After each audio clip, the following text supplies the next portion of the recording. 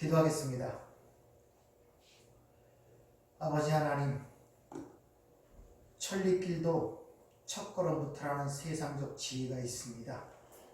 이 2021년 주님과 첫걸음을 뛰기를 원합니다.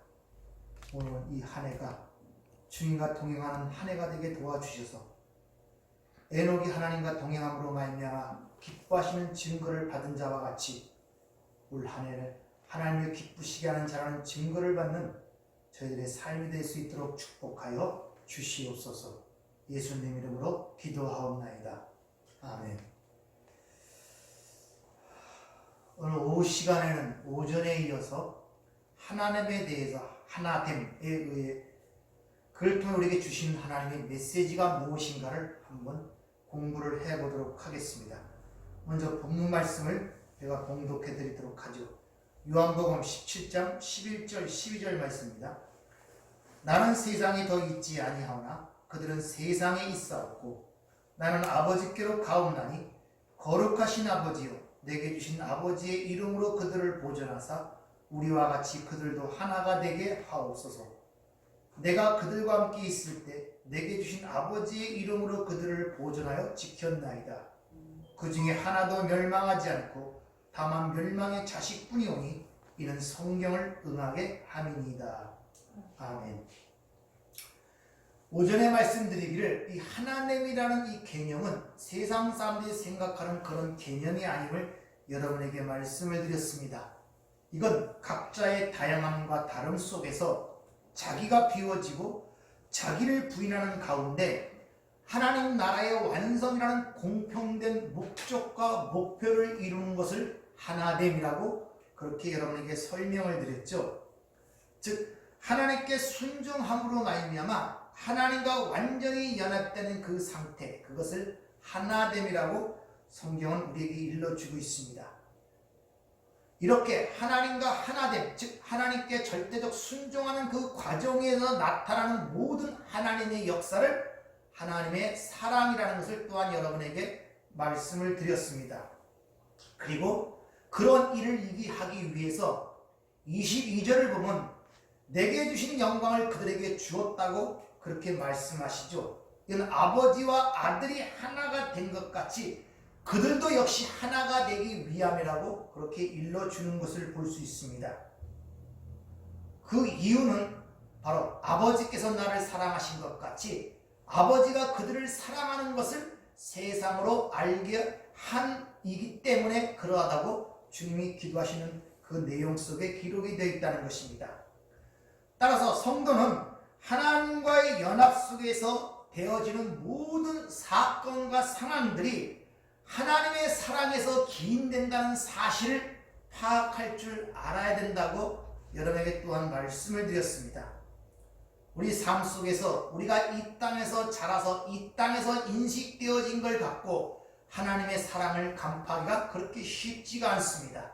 왜? 십자가상에서 하나님의 사랑이 가장 절정으로 드러났듯이 세상은 그런 것을 사랑이라고 보지 않기 때문에 그래요. 그러니까 우리도 그러한 세상적 개념에서 탈피하지 않고는 우리 삶 속에 긴밀하게 들어와 있는 이 하나님의 사랑의 손길을 감지할 수가 없다는 것을 여러분이 잘 명심했으면 좋겠습니다. 하나님께서는 왜 그 많은 민족 중에 이스라엘을 택하였는가를 여러분 아십니까? 자, 그 이유를 성경은 이렇게 이야기하고 있습니다. 신명기 7장 6절을 보면은 이렇게 말씀을 하고 있죠. 한번 잘 들어보세요. 너는 여호와 내 하나님의 성민이라. 내 하나님 여호와께서 지상 만민 중에서 너를 자기 기업의 백성으로 택하셨나니 여호와께서 너희를 기뻐하시고 너희를 택하심은 너희가 다른 민족보다 수요가 많기 때문이 아니니라. 너희는 오히려 모든 민족 중에 가장 적으니라. 여호와께서 다만 너희를 사랑하심으로 말미암아 또는 너희의 조상들에게 하신 맹세를 지키려 하심으로 말미암아 자기의 권능의 손으로 너희를 인도하여 내시되 너희를 그 종되었던 집에서 애굽 왕 바로의 손에서 속량하셨나니 자, 여기서 하나님께서 당신의 백성으로 이스라엘 택하신 이유를 두 가지로 얘기하고 있습니다. 첫 번째는 그들을 사랑하셨기 때문이라 그러고 또 하나는 그들의 조상들에게 약속하신 언약 때문이라고 그렇게 일러주는 것을 볼 수 있습니다. 자, 언약이라면 누구에게 하신 언약을 말씀하는 거겠습니까? 바로 이스라엘의 조상인 아브라함에게 하신 언약을 이르는 것입니다. 창세기 22장에 보면 아브라함과의 언약 속에 이런 말씀이 있죠. 즉 아브라함의 씨, 아브라함의 후손이 크게 번성하여 하늘의 별과 같이 바다의 모래같이 많게 하셨다는 그런 약속을 하시는 모습이 기록이 되어 있습니다. 근데 여기서 아브라함의 후손, 아브라함의 씨는 다 단수입니다. 그리고 이후에 그 아브라함의 씨가 누구를 의미하는가를 갈라디아에서 잘 기록하고 있죠. 사도 바울은 갈라디아서 3장 16절에 그 아브라함에게 약속한 씨가 누군가를 분명히 우리에게 일러주고 있습니다. 이 약속들은 아브라함과 그 자손들에게 말씀하신 것인데 여럿을 가리켜 그 자손이라 하지 아니하시고 오직 한 사람을 가리켜 내 자손이라 하셨으니 곧 그리스도라 이렇게 이야기를 하고 있다는 것입니다. 따라서 하나님께서 이스라엘 택하신 이유는 바로 이스라엘을 통하여 하나님의 진정한 장자 즉 말아들이신 예수 그리스도가 나오게 될 것이기 때문에 이스라엘을 사랑하신 것이고 선택한 것이고, 두 번째는 이스라엘 민족이 바로 예수 그리스도를 상징하는 장자였기 때문에 그들을 선택하였다고 그렇게 일러주고 있는 것입니다. 구약의 이스라엘은 여러분이 아시다시피 신약의 교회를 상징하고 있습니다. 즉 하나님의 백성인 교회는 예수님과 동일한 하나님의 장자로 여김을 받은 자들이 하며 진짜 장자이신 예수님과 동일한 삶을 살게 되어 있다는 것을 그것을 통해서 우리에게 가르쳐주고 있는 거예요. 그래서 히브리서 12장 23절에 보면 우리를 장자들의 총회 이렇게 이야기를 하는 것을 볼 수 있죠. 앞에 이르는 창세기 20장이 나오는 대적의 선물을 얻는다는 이 말씀은 다른 한편 원수를 물리치고 승리를 쟁취한다는 그런 의미로서 이야기를 하고 있는데, 흔히 여러분이 잘 아시는 원시복음이라는 창세기 3장 15절의 말씀을 잘 알고 계시죠? 여기서도 여인의 씨, 여인의 후손이 나오는데 이것도 젤라, 아브라함의 씨, 아브라함의 후손과 아주 동일한 단어입니다. 거기서도 단수로 나오죠. 근데 이 여자의 후손이 요한계시록에도 등장하는 걸 아십니까? 요한계시록 12장 3절 이하를 한번 찾아보도록 하죠.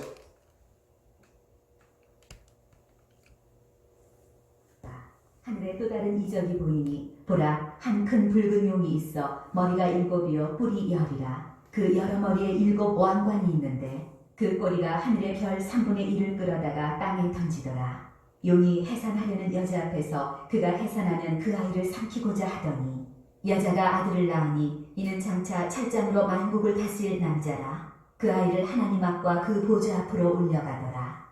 그 여자가 광야로 도망하매 거기서 1260일 동안 그를 양육하기 위하여 하나님께서 예비하신 곳이 있더라. 자, 여기서는 여자는 항상 말씀드렸지만 교회를 상징하고 여자가 낳은 아이가 바로 예수님이십니다.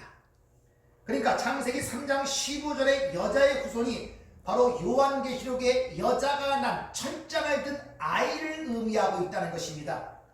즉 근데 왜 교회가, 즉 여자가 아이를 낳았다 표냐면 교회를 위하여 교회의 필요성 때문에 예수가 오신 것이기 때문에 바로 여자가 아이를 낳았다는 표현으로 그렇게 상징적으로 우리에게 일러주고 있는 것입니다.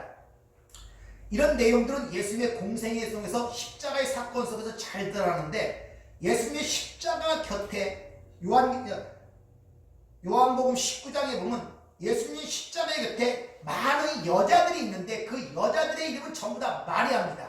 그 어머니도 마리아, 이모도 마리아, 막달라 마리아, 일곱 신절이라는 마리아, 전부 다 마리아가 예수님 십자가 곁에 둘러있는 것을 볼 수 있죠. 그럴 때 주님께서 십자가상에서 그 여자에게 뭐라고 말씀하시냐면은 당신의 아들입니다 하고 요한을 그의 아들로 얘기하는 모습이 바로 기록이 되어 있습니다. 무슨 말이냐? 바로 마라, 쓴물이었던 이 하나님의 백성들이 예수의 십자가의 죽을 통하여 아들을 낳는 모습을 그렇게 그려지고 있는 것이, 다시 말하면 구원이 무언가를 그렇게 설명하고 있다는 것이죠. 그래서 예수님의 공생애를 처음에 예수님의 탄생을 얘기하고 오심을 예비하는 게 요한이고, 세례 요한이고, 또한 이 예수님의 모든 종말적 마지막을 장식하는 것도 요한으로 드러나는 것입니다. 그 요한을 남으로 말미암아 하나님의 백성들이 구원받는다는 것을 그 마리아에게 당신의 아들이다 이런 말씀을 통하여 설명하는 것을 우리가 볼 수 있다는 것이죠. 즉 이와 같이 교회가 아이를 낳기 위해서는, 다른 말로 하나님의 완전한 자녀로 완성되기 위해서는 하나님의 성자이신 아들이 육신을 입고 이 땅에서도 십자가의 고통과 고난 속에 죽으셔야만, 다른 말로 하나님의 해산의 고통을 통하여 바로 교회가 탄생된다는 사실을 그렇게 가르쳐주고 있다는 것입니다. 그러니까 교회가 예수 그리스도의 십자가의 죽음, 하나님의 해산의 고통으로 탄생되었다면 역시 교회도 그런 십자가의 고난, 다시 말하면 해산의 고통을 통하여 하나님의 자녀로 완성된다는 내용을 그 안에 같이 포함하고 있는 것입니다. 그래서 디모데전서 2장 15절에 보면 그러나 아여자들이 만일 정숙함과 믿음과 사랑과 거룩함에 거하면 그의 해산함으로 구원함을 얻으리라 이렇게 얘기합니다. 바로 그 얘기를 지금 우리에게 일러주고 있는 것입니다. 이에 대한 모형은 이미 구약에서 우리에게 일러주고 있는데 바로 라헬의 죽음으로 그것을 이미 앞서 설명한 것을 볼 수 있죠. 라헬은 여러분이 알다시피 베들레헴에서 마지막 아들 베냐민을 낳다가 거기서 죽죠. 바로 그 임신할 수 없었던 라헬이 하나님의 선택, 하나님의 약속의 후손인 야곱의 사랑에 의하여 아들을 낳게 되는데 그 아들 둘을 낳죠. 하나가 요셉이고 하나가 베냐민입니다. 근데 요셉의 아들 중에 에브라임이 있죠. 에브라임은 북이스라엘의 대표 지파고 베냐민은 남유다의 대표 지파입니다. 그러니까 라헬이 이스라엘의 어머니라고 하는 이유는 바로 이스라엘 전체를 상징하는 에브라임과 베냐민의 어머니이기 때문에 그렇다는 것이죠. 그것은 바로 옛사람이 죽고 새사람, 즉 교회가 탄생하는 그곳이 바로 베들레헴 땅임을 우리에게 설명해 주고 있기 때문에 예수님의 탄생 기사에서 이 내용이 기록되는 것을 볼 수 있습니다. 마태복음 2장 16절을 한번 찾아보도록 하겠습니다.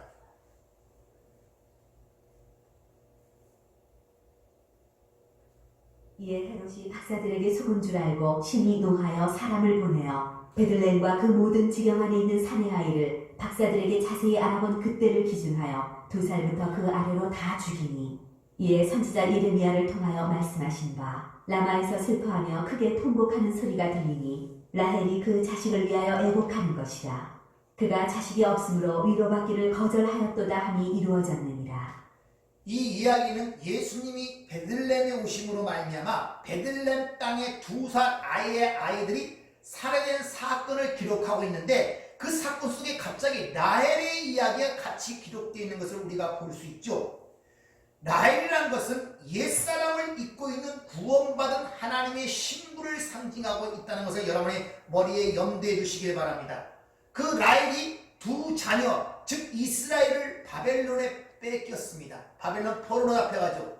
그런데 에레미야 31장에 보면은 바로 그 바벨론에 빼앗긴 라헬의 2 아들이 바벨론에서 돌아오는 그 전제 조건이 뭐냐? 라헬의 죽음이 필요하다는 사실을 거기서 일러주고 있는 것입니다. 즉 하나님의 백성이 바벨론에서 약속의 땅으로 돌아오는 데는 라헬의 죽음이 전제가 되더라는 이야기가 에레미야 31장에 기록되어 있는데, 예수님의 베들레헴 땅 탄생 사건 속에서 그 이야기를 기록함으로 말미암아 어떻게 하나님의 백성들이 구원받는가를 지금 설명하고 있는 것입니다.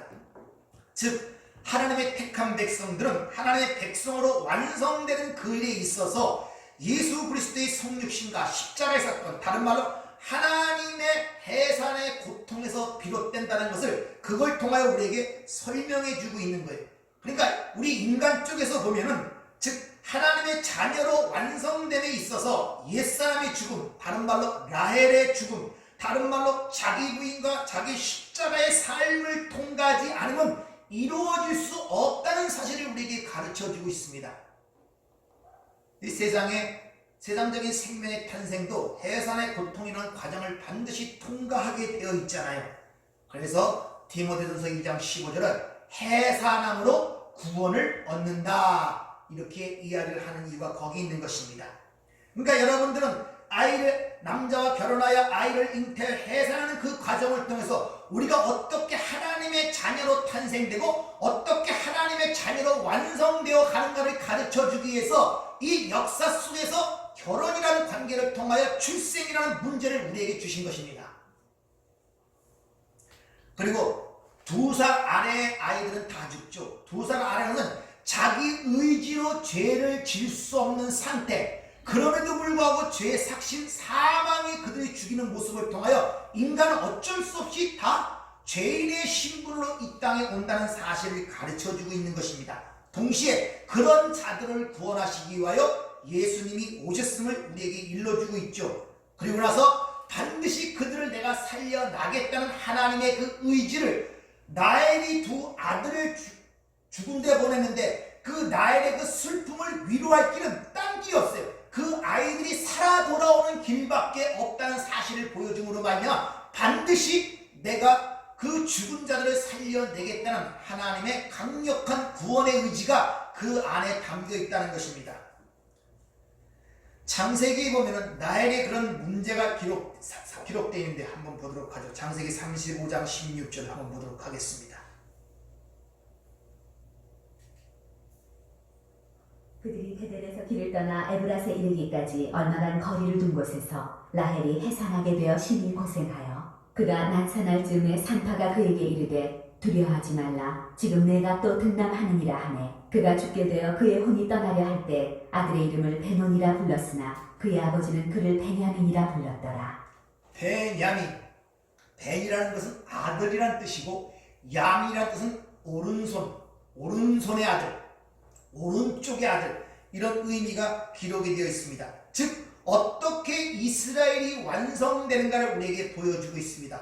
라헬이 어떻게 베냐민을 낳습니까? 심히 산구하고 고통을 하는데 베냐민을 낳습니다.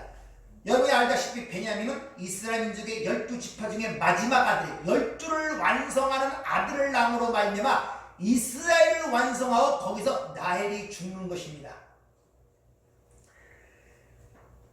여러분, 오른손 왼손 하면 우리가 생각하는 그런 쪽, 오른쪽 왼쪽입니다. 오른손이 왼손, 그러니까 오른손이 하는 일을 왼손이 모르게 하라. 거기서 손이라는 단어는 없어요. 그냥 오른쪽에 하는 일을 왼쪽이 모르게 하라. 그 말은 오른쪽, 하나님은 항상 오른쪽입니다. 그래서 하나님 보좌의 우편에 앉아 계시다고 이렇게 얘기하죠. 그러니까 오른쪽은 왼쪽이 하는 일을 모르고 왼쪽은 오른쪽이 하는 일을 모르게 되어 있다는 것을 그렇게 설명하는 것이지, 남에게 몰래 어떤 일을 하라, 은밀히 하라는 그런 의미로서 그것을 우리에게 이야기하고 있지 않다는 것입니다.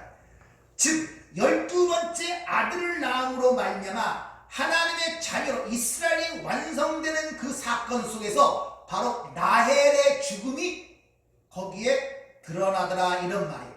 다시 말해 하나님의 백성으로 완성되는 것을 쉽게 말하면 예수 그리스도의 십자가의 죽음이라는 것이 라헬의 죽음을 통하여 상징적으로 우리에게 보여주고 있는 것입니다.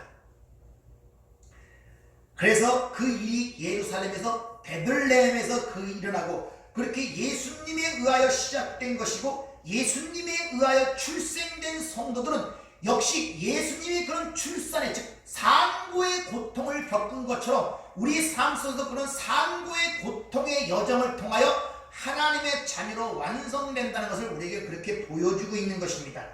이것은 어느 날 갑자기 이미 창세 때부터 우리에게 말씀하신 그 구원의 원리인 것입니다. 창세기 3장 16절에 보면 이런 말씀을 하시죠. 또 여자에게 이르시되 내가 내게 임신하는 고통을 크게 더하리니 내가 수고하고 자식을 낳을 것이며 너는 남편을 원하고 남편은 너를 다스릴 것이니라. 바로 그 얘기를 하는 거예요. 네가 해산을 통하여 그 고통, 임신하는 것, 생명을 잉태하는 고통과 해산하는 고통이 크게 있을 것이란 말입니다. 그리고 네가 수고하고 자식을 낳을 것이다. 라헬이 수고하여 그 베냐민을 낳고 죽은 것처럼 너희 옛사람의 죽음을 통하여 새 사람으로 완성된다는 것을 보여주고, 그러한 자는 남편, 즉 예수 그리스도에 대한 사모함과 그의 다스림을 받을 것이라는 내용이 이미 그렇게 기록이 되어 있는 거예요. 따라서 이 약속은 창세전부터 하나님의 작정과 예정 속에서 나타난 것이기 때문에 어느 누구도 그 방법을 피해갈 도리가 없어요. 따라서 구원받은 성도들은 이미 예수 그리스도가 사신 그 십자가 자기 부인이라는 그 길을 벗어날 수가 없는 것입니다. 그러니까 담담하게 받아들이셔야 한다는 것이죠. 하나님께서는 이 역사 속에서 하나님만을 사랑하고 하나님께만 순종하는 것을 목적으로 하여 모든 걸 운행해 가십니다. 왜? 그런 관계 속에서만이 영생이 있을 수 있기 때문에. 그래서 그 과정 속에서 그 백성들의 삶 속에 나타나는 모든 사건과 모든 여건들은 다 하나님의 사랑에서 기인된다는 것을 여러분이 명확하게 인식을 하셔야 돼요. 그야 올바로 하나님의 사랑을 여러분이 감지할 수가 있는 것입니다. 그런 과정 속에서 성도의 삶 속에서 죄가 죽어가고 자기 부인과 십자가의 삶이 필연적으로 드러나게 되어 있는 것입니다. 이미 앞서 요한복음 16장을 공부할 때 성령께서 우리 안에 오셔서 죄에 대하여 폭로한다시죠. 의에 대하여 심판에 대하여 그런 것을 우리에게 지금 일러주고 있는 거예요. 따라서 성령이 우리 안에 내주하시면서 바로 그 일을 하고 있다는 것이죠. 그런 내용들은 성경에 여러 번에 걸쳐 기록되어 있는데 여러분이 에스겔서 37장에 보면 마른 뼈다귀 사건을 아실 것입니다. 마른 뼈다귀에 생기가 들어가자 그들이 살아나는 모습으로 보여주죠. 이같이 죽은 뼈 같은 우리에게 하나님의 생기, 성령이 우리 안에 들어와 택한 백성들을 살려내시는 그 과정 속에서 바로 산고의 고통, 해산의 고통이 동반된다는 것을 우리에게 그렇게 일러주시고 계시는 거예요. 이미 그러한 일을 보여주시기 위하여 하나님의 아들 성자께서 성육신과 십자가라는 해산의 고통의 과정을 통하여 자기 백성들을 출생하고 탄생시킨 것처럼 그런 하나님의 해산의 고통을 통하여 탄생된 하나님의 백성 역시 그러한 여정 속에서 하나님의 자녀로 완성된다는 것을 오늘 이 하나됨의 기도 속에서 우리에게 보여주고 있는 것입니다. 그래서 아버지께서 앞에 17장 22절을 보면 아버지께서 내게 주신 영광을 그들에게 주었다 그러죠. 아버지께서 예수에게 준 영광이 뭡니까? 십자가. 그것을 우리에게 주었다는 것입니다. 왜? 내가 아버지와 그걸 통해 하나가 된 것 같이 역시 그들도 그를 통하여 하나가 되기 위함이라는 것입니다. 근데 그것은 이 세상에서 하나님께서 예수님을 사랑하신 것 같이 역시 하나님께서 그들을 사랑하신 것을 세상으로 알게 하기 위해서 그러하신다고 기록하는 이유가 바로 거기 있는 것입니다. 따라서 여러분들은 이런 하나님의 즉 우리 주님의 기도를 통하여 예수의 십자가의 삶 그리고 예수님의 기도를 통하여 우리 성도의 삶이 어떻게 전개되어 나갈 것임을 우리에게 분명히 보여주기 때문에 여러분이 그것을 확실하게 확인하신 줄 믿습니다. 그리고 이미 이것은 창세전에 작정된 것이고 예정된 삶이기 때문에 거기서 벗어날 수가 없고 벗어나려고 해서 안 된다는 것을 우리에게 가르쳐주고 있는 거예요. 그래서 올해는 어떤 일이 일어나든지 이런 하나님의 사랑을 여러분이 감지하셔서 또 하나님이 사랑하신 그 모든 것을 확인하셨다면 그걸 담대히 또 담담하게 모든 상황을 받아들이시기를 부탁을 드립니다. 여러분은 이런 하나님의 위대한 경륜을 아시는 분들이며 이 역사가 어디로부터 시작되어 어떻게 흘러가며 그 종국이 어떠함을 여러분이 잘 아시고 계십니다. 또한 우리의 인생이 무엇인지를 잘 아시는 분입니다. 그래서 내가 아버지께 들은 것을 다 너희에게 말하였다 그러고 내가 너희를 친구라고 주님이 말씀하시잖아요. 따라서 여러분들은 이 세상에서 하나님의 구속의 목적과 또 목표를 아시는 분으로서 예수님과 하나님이 하나 되신 그 삶을 이 세상에서 보여줌으로 말미암아 우리가 하나님의 사랑을 받은 자이며 이것이 영생의 삶임을 세상으로 우리가 보게 해야 한다는 것이죠. 어떻게 보면 이것들을 드러내기 위하여 우리에게 또 이 1년을 허락하신 줄도 모르겠습니다. 따라서 여러분 이런 복된 삶을 올 한 해 동안 잘 살아내시기를 축원합니다.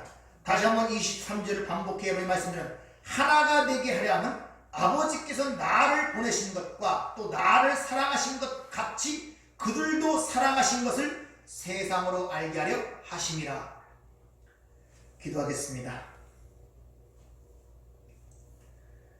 이같이 우리에게 하나님께서 아들에게 주신 영광을, 그 아들이 또한 그 영광을 우리에게 주었고, 이렇게 그 영광을 우리에게 주어진 것은 아버지와 아들이 하나가 된 것 같이 우리로 또한 하나가 되기 위함임을 우리에게 말씀하십니다.